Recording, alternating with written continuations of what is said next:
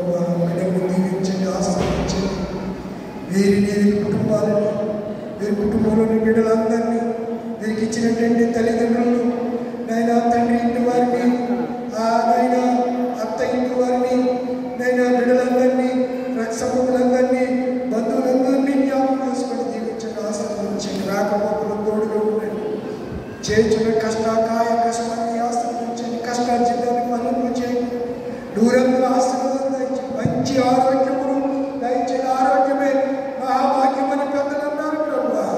మీరు పరిపూర్ణమైన ఆరోగ్యమును దయచేయండి. గోడిపాటి బెంజమిన్ గారు అనారోగ్యంతో బాధపడుతున్నారు. కుమారుడిని ముట్టండి.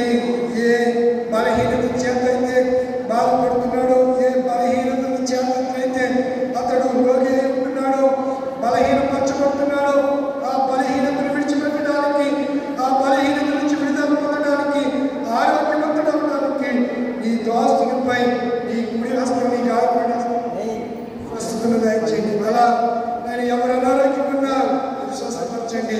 ఇక్కడ నిలబడినటువంటి కుటుంబ బిడ్డల్ని ఒక్కొక్కరిని చేతిగా అప్పగిస్తున్నాను. వారి పరిపాటలు దీవించండి. వారి చుట్టూ వెలుగు ప్రకాశించండి. బిడ్డలు చదువులో పరలోక జ్ఞానంతో నింపండి ప్రభా. పరలోక జ్ఞానాన్ని అనుగ్రహించండి ప్రభా. బుద్ధిమంతులైన బిడ్డలుగా తండ్రిని తల్లిని సంతోషపరచమంటే బిడ్డలు ఆశీర్వదించండి. నేను పోయి దేశాల్లో కొంతమంది బిడ్డలు, కుటుంబ బిడ్డలు ఉన్నారు ప్రభా. వారు చేసిన పనిలో అనుగ్రహించండి.